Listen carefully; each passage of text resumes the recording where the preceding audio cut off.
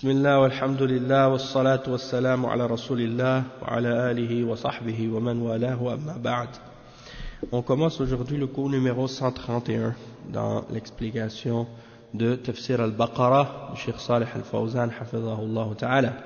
Et on est en train de lire ensemble l'explication des versets au sujet de l'interdiction de l'alcool. On a parlé de ça au dernier cours, l'interdiction de l'alcool. C'est les versets 219 et 220. 219, Allah subhanahu wa ta'ala, il dit dans ce verset-là, يَسْأَلُونَكَ عَنِ الْخَمْرِ وَالْمَيْسِرِ قُلْ فِيهِمَا إِثْمٌ كَبِيرٌ وَمَنَافِعُ لِلنَّاسِ وَإِثْمُهُمَا أَكْبَرُ مِنْ نَفْعِهِمَا وَيَسْأَلُونَكَ مَاذَا يُنْفِقُونَ قُلِ الْعَفْوَ كَذَلِكَ يُبَيِّنُ اللَّهُ لَكُمْ الْآيَاتِ لَعَلَّكُمْ تَتَفَكَّرُونَ. Donc, Allah subhanahu wa ta'ala dit ce qui signifie, il t'interroge sur le vin, les jeux de hasard. Dit, dans les deux, il y a un grand péché et quelques bienfaits pour les gens. Mais dans les deux, le péché est plus grand que le bienfait. Et il t'interroge, que doit-on dépenser en charité? Dit, l'excédent de vos biens. Ainsi, Allah vous explique ces versets afin que vous méditiez. Donc là, on était en train d'expliquer comment Allah subhanahu wa ta'ala, il nous a ordonné de garder, de préserver notre conscience, notre raison, et de ne pas la corrompre par quoi que ce soit de l'alcool, que ce soit de la drogue ou autre. Toute chose qui va diminuer tes facultés intellectuelles et qui va t'empêcher d'utiliser ta raison et de réfléchir et d'utiliser ta conscience, ça, tu ne dois pas l'utiliser, tu ne dois pas le prendre, hein, c'est interdit. Et le cheikh, il était en train de commencer d'expliquer les 5 nécessités que l'islam est venu préserver. Et ces 5 nécessités-là, on a dit que c'est la religion, la vie, la raison, l'honneur et les biens. Ça, c'est les 5 choses que la charia est venue pour préserver. Okay? Et le cheikh va élaborer sur ces 5 choses-là. Il dit فهذا العقل نعمة من الله سبحانه وتعالى وعلى هذا الإنسان أن الله فالعقل نعمة من الله تعالى على هذا الإنسان فحرم الله عليه أن يجني على عقله وأن يتعاطى ما يخل بعقله لأن دين الإسلام جاء بحفظ الضروريات الخمس. Donc Allah subhanahu wa ta'ala, il nous a donné cette raison, notre raison, notre intelligence. Et ça, c'est une grâce de sa part pour l'homme. Et donc il nous a interdit de faire quoi que ce soit qui pourrait venir faire du tort à cette raison et de prendre quelque chose qui va affaiblir ou diminuer nos facultés. Et la religion de l'islam est venue pour préserver les 5 nécessités. La première, c'est la religion. أولها الدين وهذا من الضروريات وحفظه من أعظم الضروريات ولهذا شرع الله حد الردة لأن المرتد يقتل قال صلى الله عليه وسلم من بدل دينه فاقتلوه وقال عليه الصلاة والسلام لا يحل دم امرئ مسلم إلا بإحدى 3 النفس بالنفس والثيب الزاني والتارك لدينه المفارق للجماعة فيقتل المرتد حماية للدين من التلاعب وحماية للعقيدة. Donc le cheikh il explique que parmi les 5 nécessités, la plus importante de toutes, c'est celle de la religion. Et donc la religion, dans la religion il y a les règles qui sont révélées pour préserver la religion de tout ce qui peut la corrompre ou la faire perdre ou diminuer son importance. Et parmi les règles que Allah subhanahu wa ta'ala a établies justement pour préserver la religion, il y a la peine de l'apostasie. La peine de l'apostasie, c'est-à-dire la personne qui quitte l'islam, quitte la foi ou abandonne la foi. Et on a parlé de ça dans les versets précédents. Dans la semaine passée, on a expliqué tout ce qui rentre dans la ridda, le shirk, le fait d'associer avec Allah, le fait de de faire le kufr, de faire le sihr, la sorcellerie, la magie, adorer autre que Allah, et on a parlé de l'astrologie, croire que quelqu'un connaît le ghaib en dehors d'Allah. On a mentionné plein d'exemples de ça, et on a dit que ça fait partie des choses qui font partie de l'apostasie. Les choses qui annulent l'islam de quelqu'un, les annulatifs de l'islam, nawaqid à l'islam, que tout ça fait partie de qu'est-ce qui fait tomber quelqu'un dans l'apostasie aussi. Et Cheikh Al-Fawzan, il expliquait que c'est donc obligatoire pour le musulman de connaître et de comprendre les annulatifs de l'islam pour éviter de tomber dans quelque chose qui va annuler ta foi et qui va te faire sortir de l'islam. Et donc, Allah subhanahu wa ta'ala, pour préserver la religion, il a établi cette peine, qui est la peine de l'apostasie. Et la peine pour l'apostat, c'est l'exécution, c'est-à-dire la mort. Celui qui rejette la foi et qui quitte l'islam, soit par le shirk ou par le kufr, ou peu importe la façon, il est exécuté.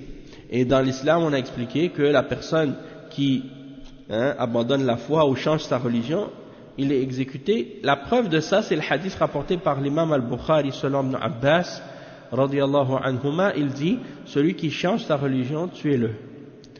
Et ça, c'est bien entendu une parole qui s'adresse aux dirigeants et non pas à n'importe quel musulman. C'est-à-dire que un musulman quelconque ne peut pas appliquer lui-même cette peine-là sur un individu, c'est les responsables de l'État, l'autorité qui fait en sorte que cette personne soit jugée et on l'appelle à se repentir, et si la personne refuse de revenir à la foi, eh bien, si elle accepte de revenir à la foi, dans ce cas-là, elle sera laissée, elle va pas être exécutée parce qu'elle est revenue à l'islam, mais si elle persiste dans la mécréance et elle refuse de revenir, alors dans ce cas-là, elle sera exécutée. D'accord? Et donc, comme par exemple, si quelqu'un, par exemple, il est musulman, puis il dit, moi je suis un prophète, dans ce cas-là, il va être déclaré apostat. Puis il va être exécuté. Mais on va lui dire, est-ce que tu reviens sur ta parole que tu es un prophète? Est-ce que tu repens à Allah? Tu cesses de dire ça? S'il dit non, je cesse pas, je continue à prétendre que je suis un prophète, là il va être exécuté. Donc ça c'est un exemple. Il dit aussi, il y a un autre hadith aussi qui est mentionné par Al-Bukhari, par l'imam Ahmad et An-Nasa'i selon Ibn Mas'ud. C'est un hadith qui est mentionné dans les 40 hadiths de l'imam An-Nawawi. Il n'est pas permis de faire couler le sang d'un musulman, excepté pour 3 choses. Et la première, c'est An-Nafsu bin-Nafs, c'est-à-dire la loi du talion, c'est-à-dire une vie pour une vie. Si quelqu'un il a commis un meurtre, eh bien, selon l'islam, il sera exécuté. Ça, c'est la peine de mort pour celui qui a tué dans l'islam. Et ça, c'est la justice. C'est la justice. Et Al-Thayyib al-Zani, c'est-à-dire la personne qui a commis l'adultère, un homme ou une femme qui a commis l'adultère, eh bien, il est lapidé. Ça, c'est la peine pour l'adultérin en islam. Et at-tariku li dinihi al-mufariqu lil jama'a, c'est-à-dire celui qui délaisse la religion, qui quitte l'islam et qui se sépare de la jama'a, c'est-à-dire qui se rebelle contre le dirigeant et contre les musulmans, alors lui aussi, ça c'est la peine pour lui, c'est qu'il sera exécuté. Et donc ça c'est la preuve que en islam il sera exécuté. Et une des raisons pourquoi cette peine est établie dans l'islam, c'est pour protéger la religion, pour empêcher que les gens jouent avec la croyance et que les gens jouent avec la religion. Comme par exemple ceux qui vont dire moi je suis un prophète. Tu ne peux pas jouer comme ça dans la religion, tu prétends que tu es un prophète, alors que le prophète Mohammed sallallahu alayhi wa sallam, c'est le dernier. Il n'y en a plus de prophète après lui. Donc si quelqu'un vient après lui et puis il dit moi je suis un prophète, eh bien là il va être exécuté. C'est comme Al-Hallaj, un des hérétiques, un hérétique soufi. Il est monté sur un endroit, d'après ce que j'avais lu même une fois, qu'il était soi-disant monté sur la Kaaba. Et il a ouvert son manteau, il a dit, il n'y a rien à l'intérieur de ce manteau excepté Allah. Puis il insistait à dire qu'il était Allah. Alors les ulama ont ordonné qu'il soit enfermé, puis ils l'ont appelé à revenir sur sa parole et il a refusé de revenir. Et donc il a été exécuté. La même chose pour Al-Ja'd ibn Dirham. Al-Ja'd ibn Dirham, c'est quelqu'un qui niait les attributs d'Allah. Il refusait de dire que Allah a parlé à Moussa. Et il refuse de dire que Ibrahim, Allah l'a pris comme son Khalil, et ainsi de suite. Alors, il niait les attributs d'Allah, alors il a été appelé à se repentir, et il a refusé de se repentir. Alors, le khalifa de l'époque, le dirigeant de l'époque, l'a exécuté, le jour de Eid. Il a dit, oh les musulmans, allez, c'est Khalid al-Qasri, il a dit, oh les musulmans, après avoir terminé le discours de Eid, avant de descendre, il a dit, oh les musulmans, allez sacrifier vos moutons, moi je vais égorger Ja'd ibn Dirham. Il dit, vous allez égorger vos moutons, moi je vais égorger Ja'd ibn Dirham. Parce qu'il a dit qu'Allah, il n'a pas parlé à Moussa. Il a dit qu'il n'a pas pris Ibrahim comme son Khalil. Et donc il a été exécuté. Et donc ça c'est des exemples. Pourquoi l'islam a établi cette peine? Pour pas que les gens commencent à jouer avec la aqidah. Tout le monde peut dire ce qu'il veut. Non. La religion c'est pas un jeu, c'est pas une blague. Aujourd'hui ici là les koufars dans la laïcité, dans la démocratie, ils disent tout le monde a le droit de croire en ce qu'il veut. Tout le monde a le droit d'avoir la religion qu'il veut, la croyance qu'il veut. Tu peux changer dans une journée, tu peux changer 10 religions. Ça dérange pas. Et tu peux nier la foi, accepter la foi, changer de religion comme tu veux, comme tu changes ta chemise, tu changes la religion. Ça veut dire quoi? Ça veut dire que pour eux, la religion n'a aucune valeur. Et la vérité, donc, elle n'a aucune valeur pour eux. Donc ça, c'est un exemple pour dire que non, dans l'islam, la religion, c'est pas un jeu. C'est quelque chose de sérieux, c'est quelque chose de grave. Et si tu choisis l'islam, tu dois le choisir avec conviction. Et tu y crois avec conviction. C'est pas que tu vas y croire le matin puis le soir tu rejettes. Parce qu'il y a des juifs qui faisaient ça à l'époque du prophète sallallahu alayhi wa sallam. Et même c'est mentionné, Allah il l'a mentionné dans le Coran. Il dit, les juifs ils disaient, acceptez la religion de Mohammed le matin, puis le soir reniez-la. Comme ça ils vont avoir des doutes, ils vont quitter. C'est comme ça pour jouer avec la religion. Alors, quand ils savent qu'il y a la peine pour l'apostat, ils vont pas jouer. Ils vont pas commencer à jouer comme ça. Ils vont dire, ah, c'est sérieux. Après, le cheikh, il dit, الثانية النفس وذلك بالقصاص من القاتل عمدا وعدوانا قال الله سبحانه وتعالى يا أيها الذين آمنوا كتب عليكم القصاص في القتلى الحر بالحر والعبد بالعبد والأنثى بالأنثى فالقصاص شرع من أجل حماية النفوس من القتل بغير حق. Donc le cheikh il explique ici comme deuxième parmi les nécessités que l'islam est venu, parmi les 5 nécessités que l'islam est venu protéger, il y a la vie. La vie. Ok? L'islam protège la vie. Et c'est pour ça que il y a la peine pour la personne qui commet le meurtre. C'est-à-dire la loi du talion. Si quelqu'un a commis un meurtre, intentionnaire, prémédité, il a transgressé contre une autre personne, il a pris sa vie, eh bien il sera exécuté lui aussi. C'est ça la loi du talion. Alors si c'est le cas pour une personne qui a tué une personne, imagine celui qui a tué plusieurs. Celui qui a tué 10, 15, 20 personnes, il mérite encore plus.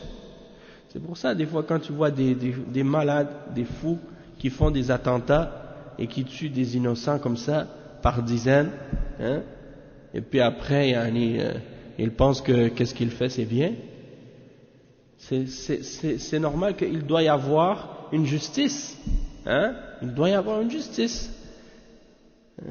Et c'est pas normal, donc, que les gens disent, non, mais non, on va le juger, on va le mettre en prison comme ça. Et pendant tout ce temps-là, il continue à manger et à s'engraisser dans les prisons. Et c'est qui est-ce qui paye pour ça? C'est les gens qui payent en payant des taxes les taxes et les impôts, qui sont l'argent qui sont pris des taxes et des impôts, comme on était en train de parler, pour financer les criminels dans les prisons. Les gens surtout qui ont des peines à vie dans une prison, ça veut dire que pendant toute leur vie, là, on va les nourrir, on va les engraisser, là. Et ils ont et non seulement ça, ils ont aussi wa alaykum salam wa rahmatullah, ils ont des soins médicaux, hein, ils ont même des écoles à l'intérieur, ils peuvent faire leur diplôme, hein, ils ont l'électricité, ils ont l'eau chaude, chauffage, hein, la nourriture, ils ont des cuisiniers pour leur faire la nourriture, salle de musculation, des sports, c'est l'hôtel, hein, c'est presque l'hôtel 5 étoiles. Donc tout ça pour dire, hein, que ces gens-là, ils n'ont pas de respect pour la vie. Ça, c'est en réalité, c'est ça. Ils n'ont pas de respect pour la vie. Et eux, ils disent, non, mais hein, il faut pas faire ça, il faut pas tuer. Et ils sont contre la peine de mort. Et quand tu regardes les arguments qu'ils mentionnent pour dire pourquoi ils sont contre la peine de mort, ils disent non, mais c'est parce qu'il peut y avoir des erreurs. Peut-être le juge il se trompe ou des choses comme ça. Mais c'est sûr que eux, ils croient pas en l'au-delà. Hein? Ils croient pas en l'au-delà.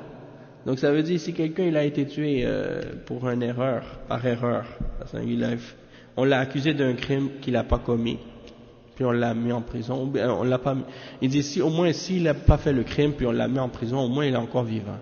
Tandis que si on l'a exécuté, on ne peut pas le faire revenir. C'est fini, il est mort. Oui, peut-être, hein, ça peut arriver des erreurs. Mais le prophète sallallahu alayhi wa sallam, il a dit, lorsque vous avez le doute, n'appliquez pas les peines. Hein, il y a un hadith comme ça.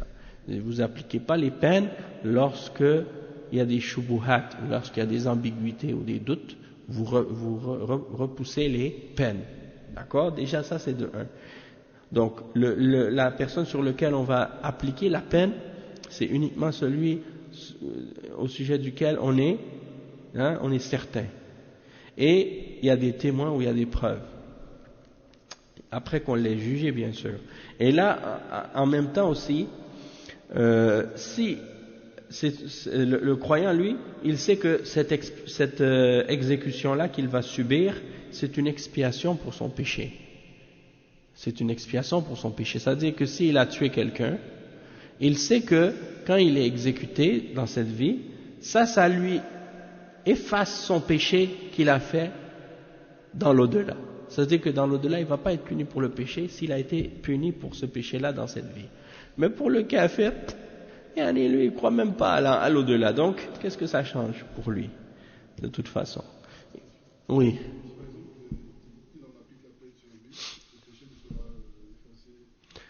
S'il est repentant, bien sûr. Oui, s'il est repentant. S'il n'est pas repentant, là c'est autre chose, Allahu a'lam. Le cheikh il dit ensuite le verset à propos de la loi du talion dans le Coran, dans Surat Al-Baqarah, le verset 178. On l'a expliqué déjà ce verset là dans les versets précédents. Allah subhanahu wa ta'ala dit dans le verset 178, Ya ayyuhalladhina amanu kutiba alaykumul qisas. Le talion en arabe c'est al-qisas fil qatla. On vous a prescrit le talion au sujet des gens qui ont été tués. Al-hurru bil-hurri wal-abdu bil-abdi wal-untha bil-untha. C'est-à-dire homme libre pour homme libre, esclave pour esclave, femme pour femme. فمن عفي له من أخيه شيء فاتباع بالمعروف وأداء إليه بإحسان ذلك تخفيف من ربكم ورحمة فمن اعتدى بعد ذلك فله عذاب أليم.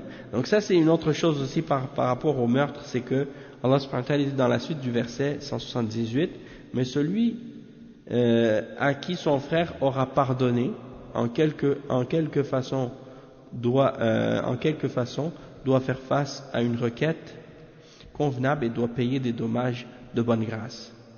C'est-à-dire que les héritiers de la victime qui a été tuée, ils peuvent aussi choisir d'épargner le meurtrier et de l'excuser, mais par contre il doit quand même payer le prix de sang pour la vie de cette personne. Donc ça c'est pour le meurtre. Les personnes qui sont les héritiers de cette victime qui s'est fait tuer peuvent décider de faire miséricorde au meurtrier et de ne pas le faire exécuter s'ils veulent. Hein? Mais c'est-à-dire ils ont le choix en fait. Hein? Et al-qisas, le talion, ça a été légiféré dans le but de préserver la vie, hein, pour pas que des gens se permettent de tuer injustement. Donc quand si quelqu'un il a envie de tuer quelqu'un, il sait que il va subir la même chose. Hein? Il sait d'avance c'est quoi la peine. Donc c'est pas une surprise pour lui. Il est au courant de ça, il le sait. Il y a la peine de mort. Et la peine de mort, elle a existé même chez les chrétiens, même chez les juifs, même dans la Bible. Elle existe. La loi du talion, elle existe même dans l'Ancien Testament, jusqu'à aujourd'hui, dans la Bible. Est-ce qu'il ne sera pas exécuté ou bien malgré ça Non, si la famille a pardonné, il ne va pas être exécuté. Si la famille a pardonné, il ne va pas être exécuté. Mais c'est-à-dire que la famille de la victime n'a pas le droit de se venger elle-même. C'est l'État, les autorités qui doivent faire appliquer cette peine-là sur le meurtrier. Si la personne est coupable, après avoir été jugée devant un tribunal, si on a établi que la personne en question elle est coupable de ce meurtre, alors l'État va appliquer sur elle la peine de mort. Pas les gens, c'est pas une vendetta.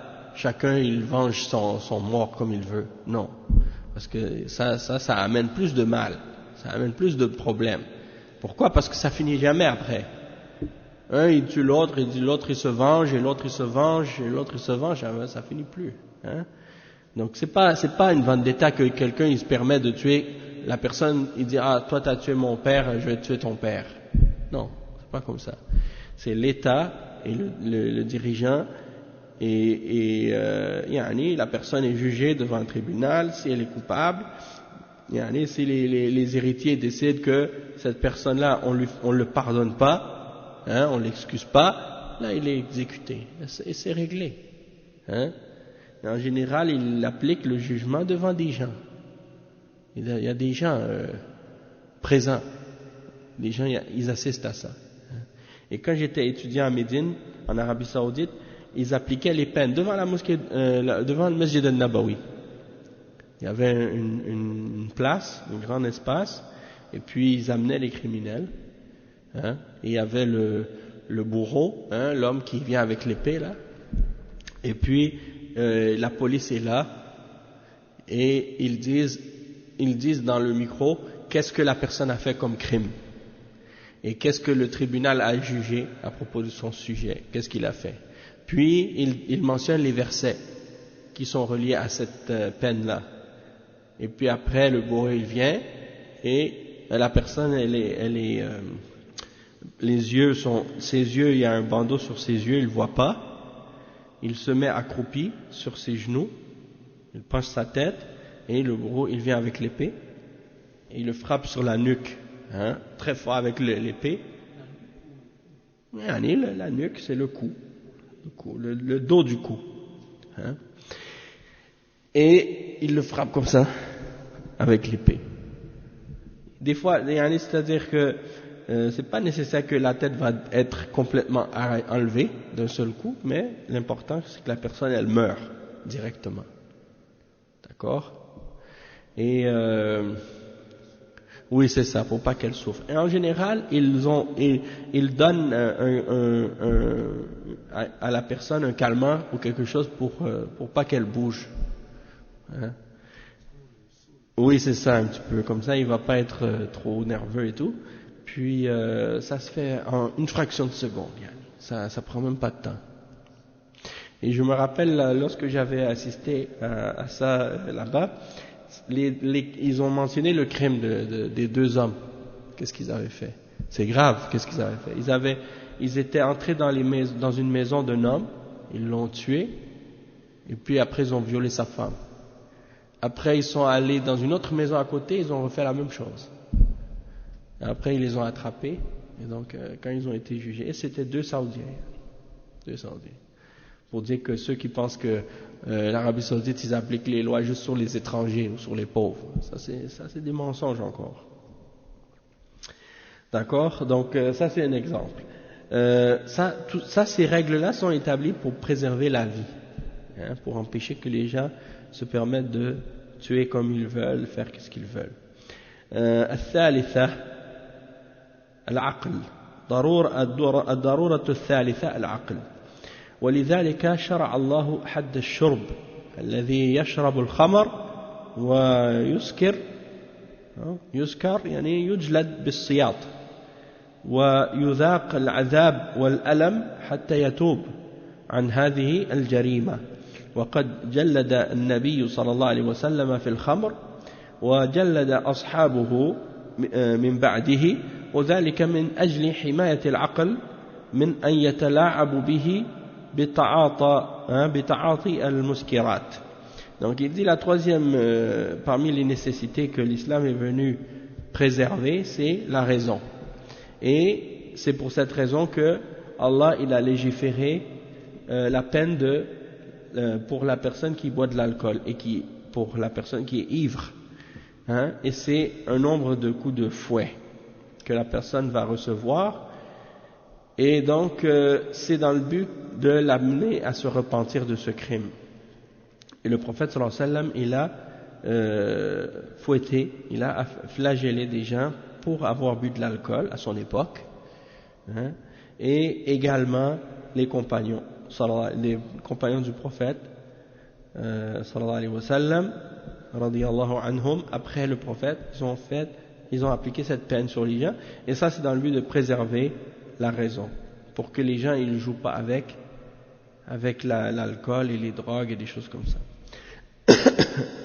Et quatrièmement, من الضروريات الرابعة والرابعة من الضروريات العرض l'honneur ولذلك شرع الله حد القذف فمن قذف مسلما بالزنا أو باللواط فعلى الجريمة الشنيعة فإما أن يأتي بأربعة شهود يشهدون على ما قال وإلا فإنه يجلد 80 جلدة والذين يرمون المحصنات ثم لم يأتوا بأربعة شهداء فاجلدوهم 80 جلدة ولا تقبلوا لهم شهادة أبدا وأولئك هم الفاسقون إلا الذين تابوا من بعد ذلك وأصلحوا فإن الله غفور رحيم. Donc la quatrième parmi les nécessités que l'islam est venu préserver, c'est l'honneur. Et c'est pour cette raison que Allah a légiféré la peine pour la personne qui calomnie ou qui lance des accusations d'adultère ou de sodomie contre quelqu'un. Donc si quelqu'un il accuse une personne d'avoir fait le zina ou d'avoir fait la sodomie, mais qu'il n'est pas capable de produire 4 témoins, il va recevoir 80 coups de fouet.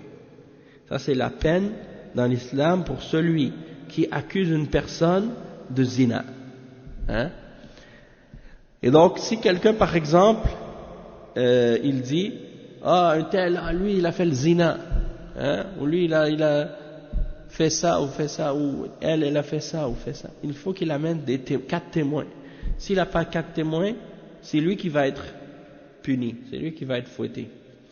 Et la raison de ça, c'est pour préserver l'honneur, pour pas que quelqu'un il se permette comme ça d'accuser quelqu'un sans preuve. Sinon c'est facile d'entacher l'honneur d'une personne. T'as même pas de preuve, t'as même pas de preuve que la personne elle l'a fait. Hein? Regardez qu'est-ce qui se passe maintenant dans les pays, même ici là en Amérique, en Europe. N'importe quelle femme, ça c'est surtout depuis l'affaire Weinstein, qu'est-ce qui est arrivé là à Hollywood, hein? N'importe quelle femme, elle se lève, elle dit un tel il m'a violé, un tel il m'a fait des attouchements, un tel il m'a harcelé sexuellement, et automatiquement c'est comme ça y est, hein? Il est détruit. Son honneur, sa réputation est détruite. Même peut-être la femme elle ment, hein? Peut-être qu'elle a inventé ça, peut-être qu'il a jamais violé, peut-être qu'il a jamais même touché, rien, hein? Juste elle veut se venger, elle veut salir sa réputation et elle dit ça. Comment tu vas prouver ça? Et le pire avec les koufars, c'est que pour eux c'est juste une question de consentement. Parce que pour eux le zina c'est halal à la base. C'est même pas interdit. Donc ça veut dire que l'homme il va être avec la femme dans une chambre tout seul, hein? Et la femme elle est avec lui, elle est d'accord pour faire le zina. Puis pendant qu'elle est en train de faire le zina avec lui, elle dit ça y est, je veux plus. Là il est supposé d'arrêter sur le champ automatiquement. Il doit s'arrêter direct parce qu'elle a retiré son consentement. Ça veut dire s'il continue après qu'elle a dit arrête, c'est un viol. Vous voyez l'absurdité de cette situation-là. Et donc c'est pour dire que l'islam, déjà l'islam interdit tout ce qui amène au zina. Déjà l'homme il n'a même pas le droit d'être tout seul avec une femme dans un endroit où il n'y a personne qui va les voir. Il n'y a pas un mahram avec la femme. Et même de tout ce qui va t'amener à pouvoir faire le zina, c'est interdit. Donc déjà la femme n'est pas supposée d'être à cet endroit-là et l'homme il n'est pas supposé d'être à cet endroit-là avec elle. Et donc si ça déjà en partant c'est interdit, eh bien tout ce qui en découle, le reste est interdit aussi. Mais ça ne veut pas dire que c'est le zina. C'est pour ça que les ulama ils ont été vraiment précis dans les questions du zina. Ils ont dit faut que les 4 témoins ils aient vu l'acte de façon explicite. Il faut qu'ils voient la pénétration. Parce que s'ils voient juste un homme avec une femme ou 2 hommes qui sont nus ensemble sur le lit, déjà ça c'est pas suffisant pour dire qu'ils ont fait le zina. Il faut qu'ils voient l'acte explicite, les 4 témoins. C'est pour ça que sinon on peut pas dire il l'a fait, hein? Donc on voit que l'a fait c'est pas à la légère. Les règles de la charia sont vraiment strictes et précises sur ces questions-là pour préserver l'honneur des gens. Hein? Et donc, tu vois que, par exemple, des femmes koufars, elles se permettent n'importe quoi. Elles vont aller avec des hommes n'importe où, n'importe quelle heure, n'importe quel endroit. Elles vont boire de l'alcool, elles vont devenir ivres. L'homme, il devient ivre, il l'amène avec elle quelque part. Il fait des choses, après ça, ils disent, la femme a dit, elle m'a violé. Ajib, qu'est-ce que tu faisais avec lui? Déjà, pourquoi tu es allé boire de l'alcool avec lui, comme ça, tu sais que ça risque d'arriver. Non, j'ai été une victime. Ajib. Donc, dans l'islam, il n'y a pas ça. Non, mais c'est la même chose. Celui qui a des preuves, soit il a 4 témoins, hein, il a vu quelque chose qui s'est passé. S'il y a 4 témoins qui ont vu et qui ont affirmé qu'ils sont des témoins honnêtes et qui sont prêts à témoigner, qu'ils témoignent. S'il n'y a pas 4 témoins, ils n'ont pas le droit de parler.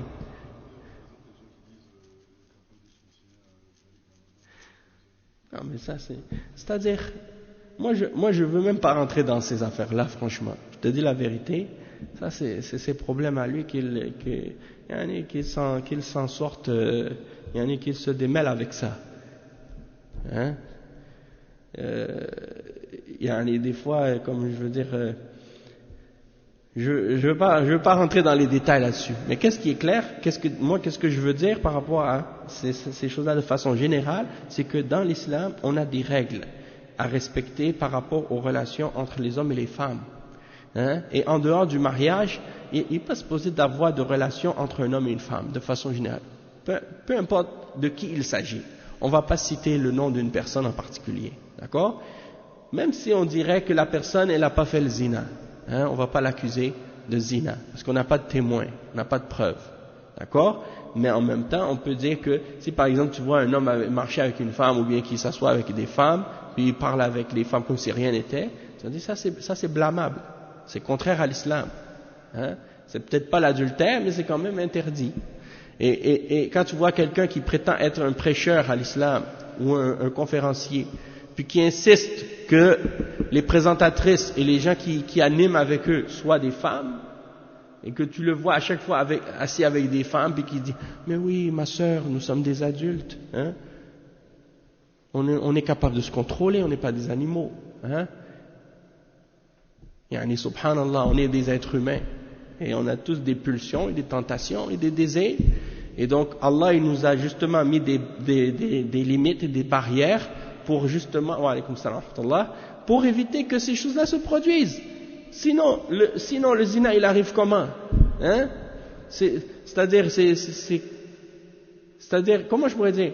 Qu'est-ce que ces gens-là prétendent que de dire qu'on est des êtres humains? On est des adultes, donc on est capable de se contrôler. Ça veut dire, dans ce cas-là, personne ne ferait le zina. Parce que tout le monde sont des adultes. Hein? Mais pourquoi ils font le zina alors? Parce que le shaitan, il est là. Il y a les tentations, il y a les désirs. Les koufars, par exemple, le prophète sallallahu alayhi wa sallam, il a dit « Al-hamu huwa al-maut ». Il a dit, le prophète sallallahu alayhi wa sallam, ils lui ont posé la question, parce que le prophète sallallahu alayhi wa sallam a dit que les hommes n'entrent pas chez les femmes, là où il y a les femmes. Et un homme a dit, messager d'Allah, est-ce que si c'est un des proches parents du mari, est-ce qu'il ne peut pas rentrer, le frère, l'oncle, hein, des gens comme ça, les proches, il ne peut pas rentrer chez les femmes? Il a dit, le proche parent, c'est la mort. Al-hamu huwa al-maut. Eh bien, tu vas dire quoi?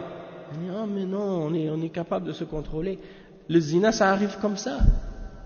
La femme, elle reste dans la maison toute seule avec le beau-frère, le frère de son mari.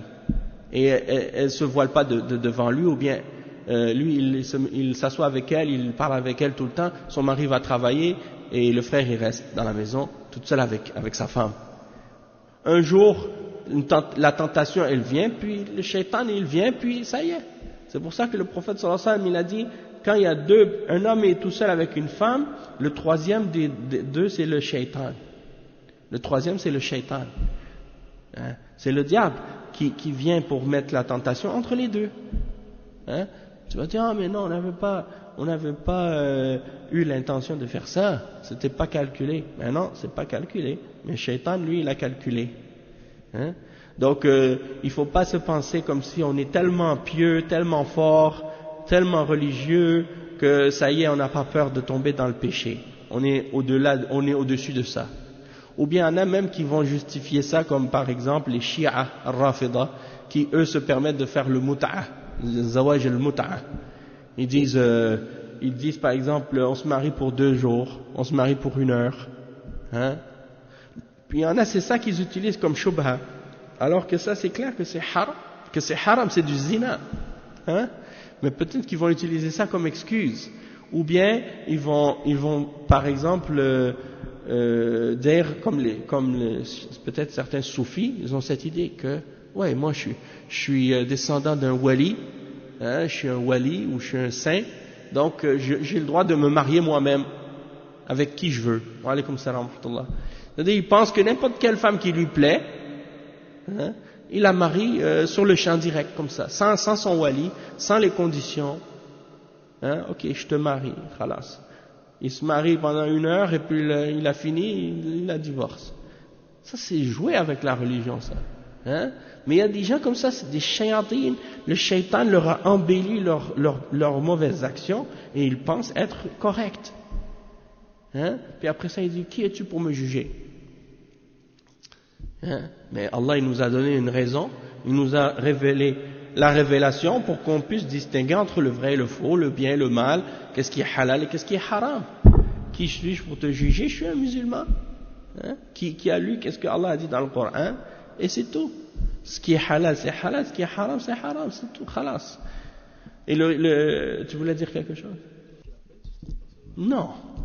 Il y a pas de...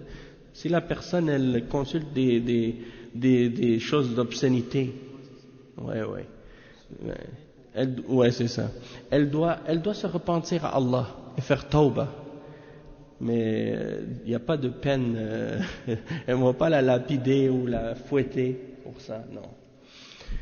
Mais n'empêche qu'il peut y avoir des punitions. Il peut y avoir des punitions pour ça dans un pays musulman. Ouais.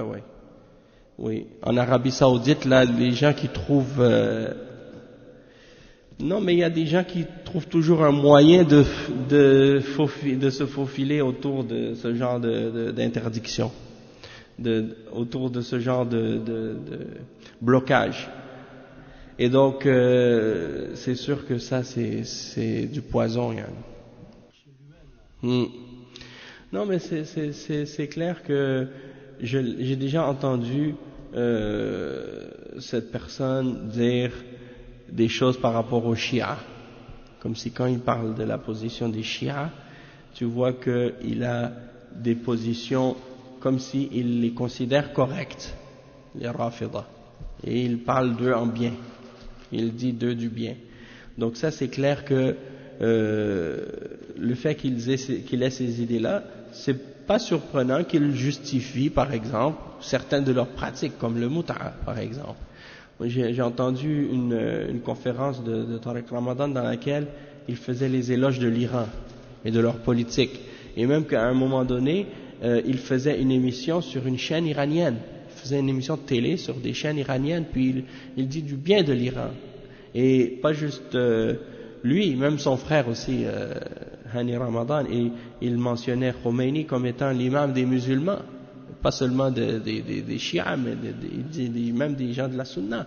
Donc, quand tu entends des propos comme ça te fait comprendre qu'en même temps, il y a un problème.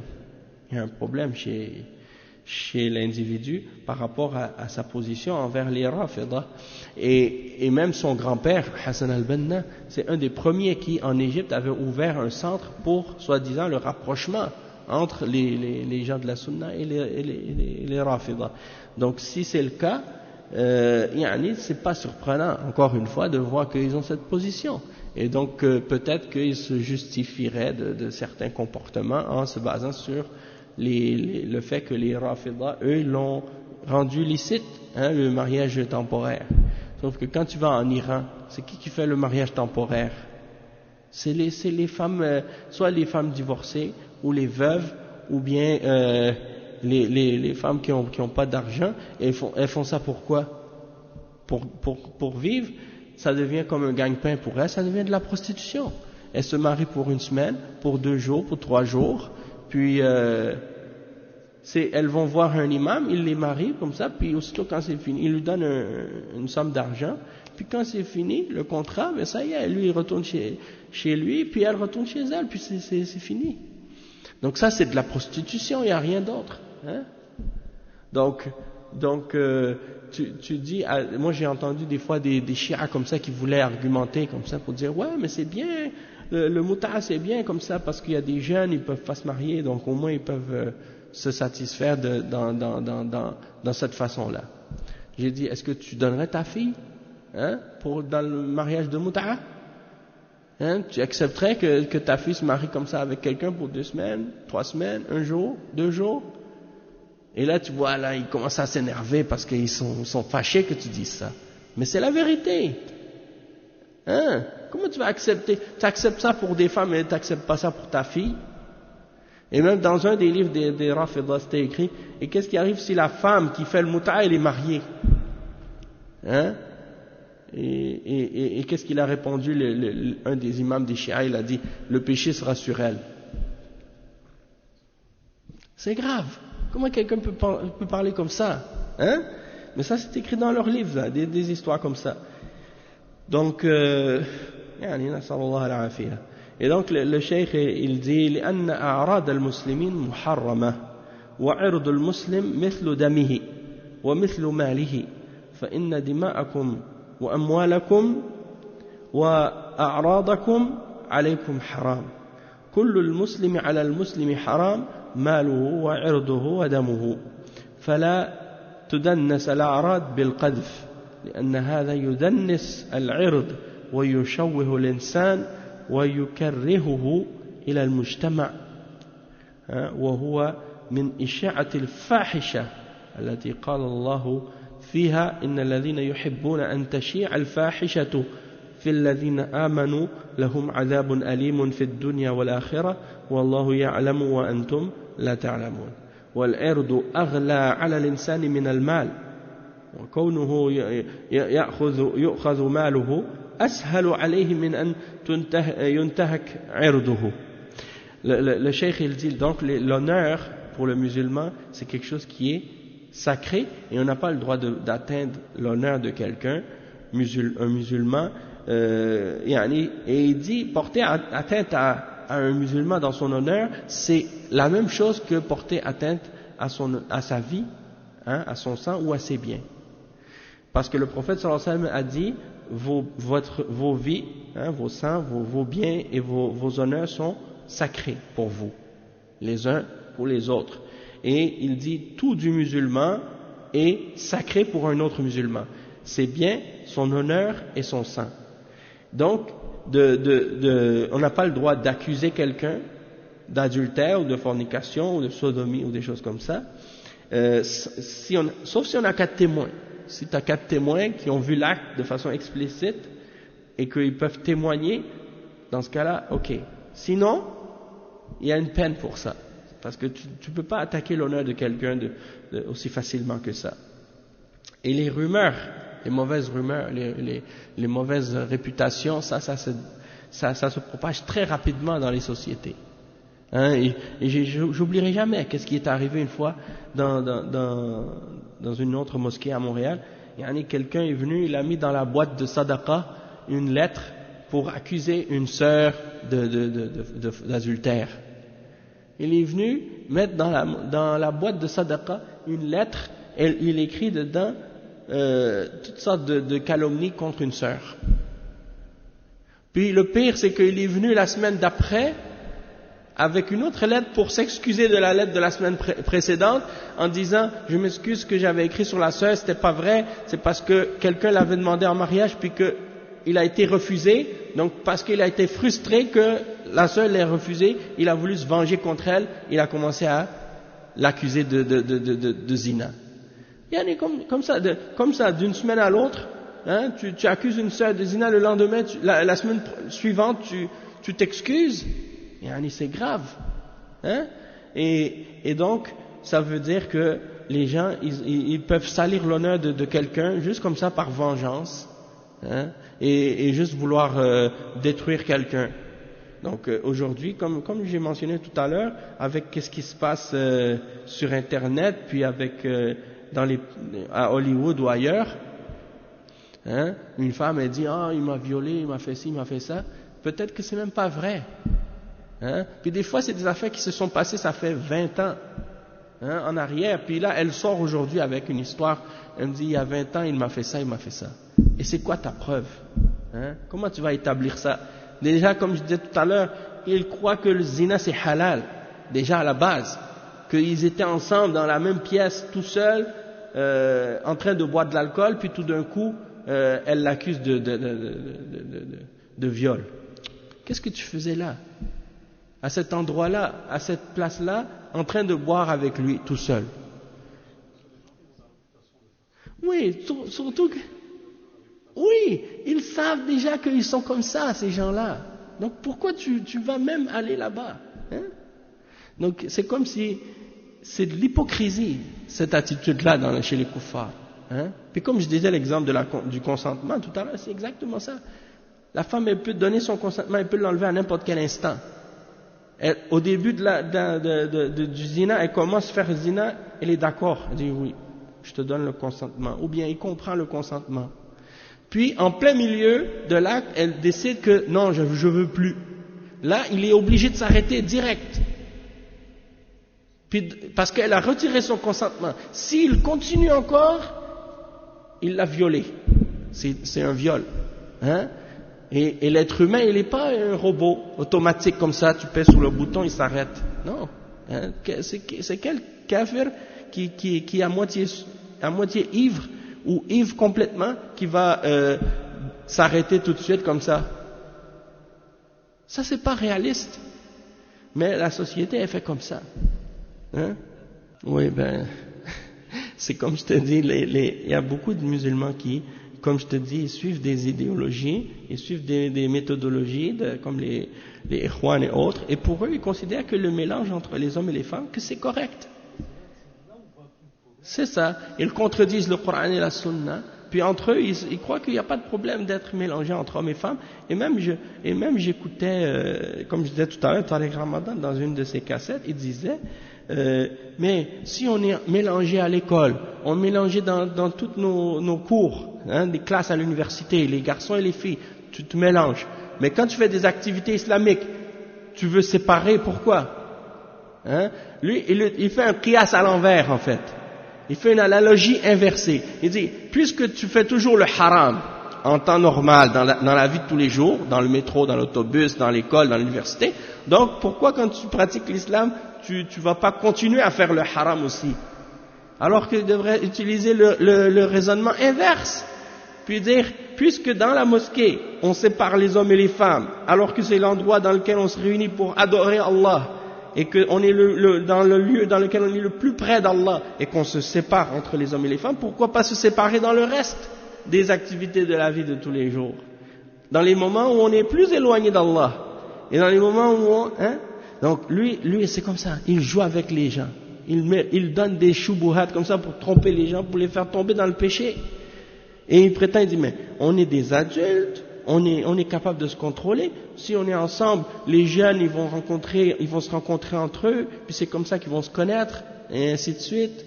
Et ça, c'est la porte ouverte pour plein de catastrophes par la suite. Et on voit le résultat de ça. On voit le résultat de ça maintenant. Hein, donc, qu'est-ce qui lui arrive?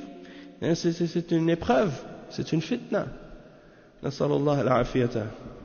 Donc, on va faire le adhan et puis on va compléter le point, Inch'Allah.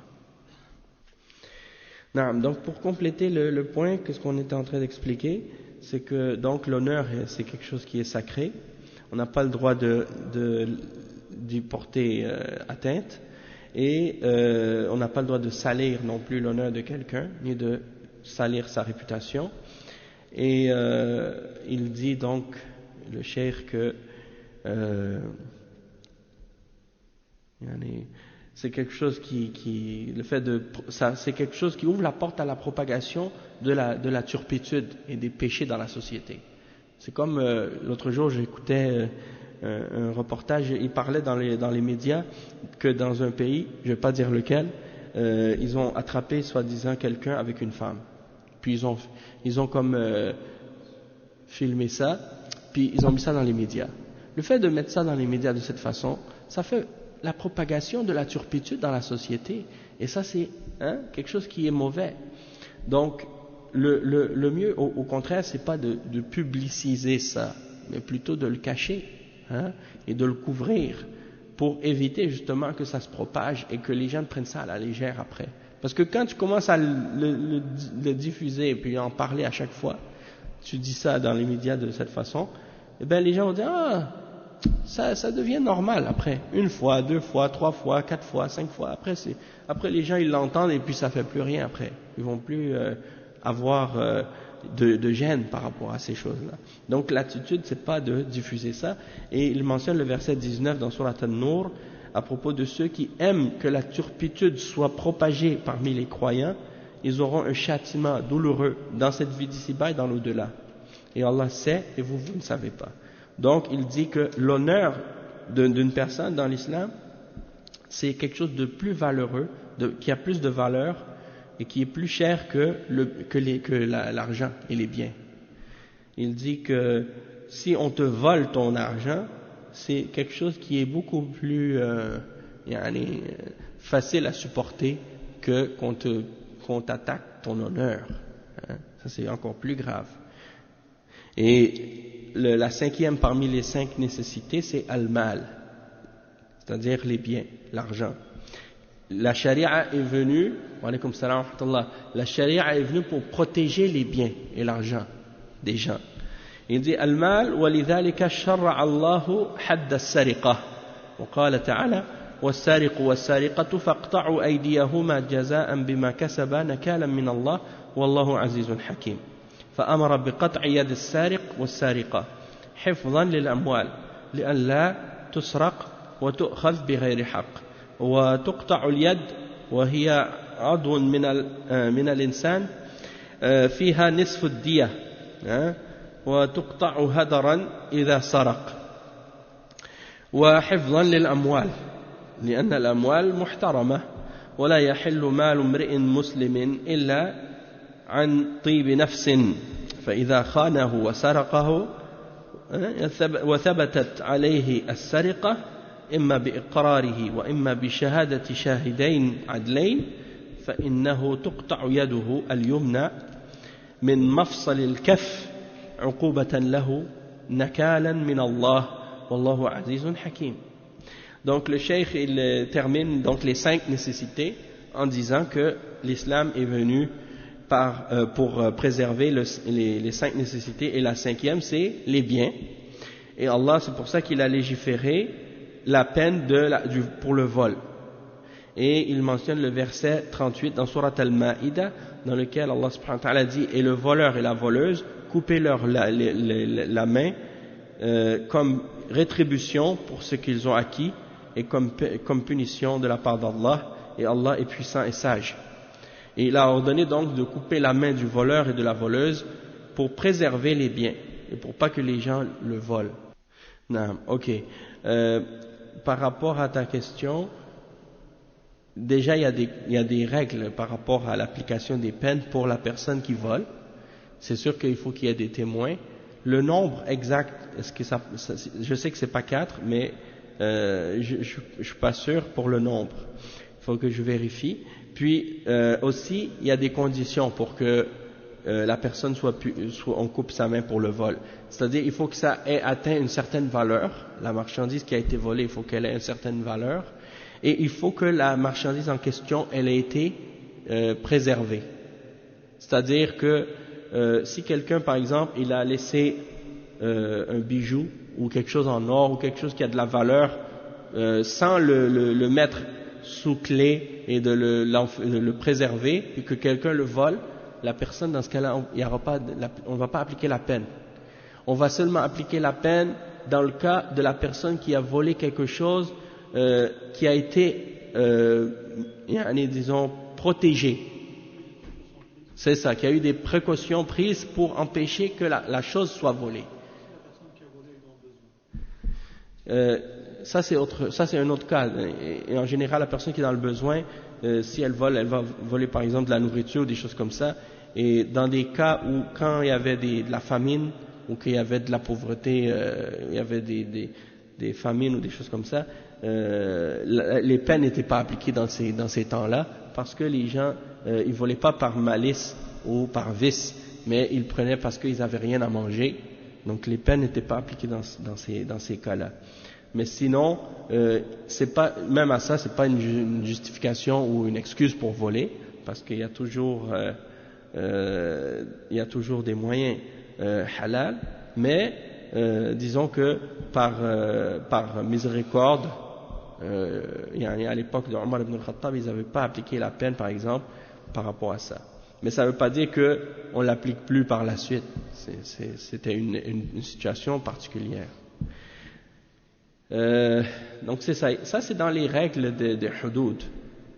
Dans les livres de fiqh, il y a un chapitre sur les peines. Et toutes ces conditions et ces règles-là sont mentionnées dans ces livres-là, dans ces cas-là.